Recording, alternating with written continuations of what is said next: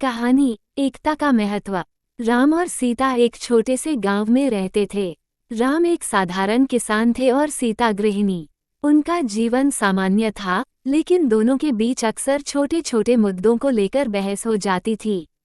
राम को लगता था कि सीता को घर के कामों में अधिक ध्यान देना चाहिए, जबकि सीता को लगता था कि राम को अपनी खेती के काम में अधिक मेहनत करनी चाहिए। एक दिन गांव में एक साधु आए और गांव के लोगों को उपदेश देने लगे। साधु ने कहा, एकता में बहुत शक्ति होती है। अगर पति और पत्नी मिलकर काम करें तो वे किसी भी समस्या का समाधान कर सकते हैं।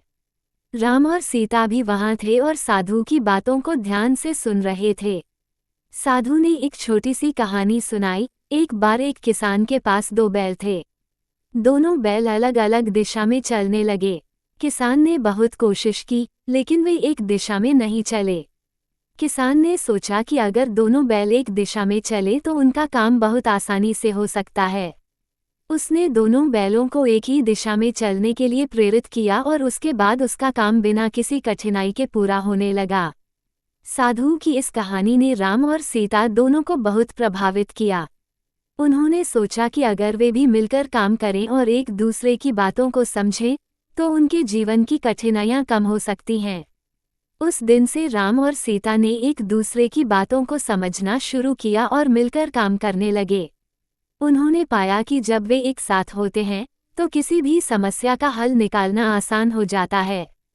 इस तरह राम और सीता ने अपनी जिंदगी में एकता और समझदारी के महत्व को समझा और उनका जीवन फिर से खुशहाल हो गया। इस कहानी से हमें ये सीख मिलती है कि पति और पत्नी को एक दूसरे की भावनाओं और विचारों का सम्मान करना चाहिए और मिलकर काम करना चाहिए।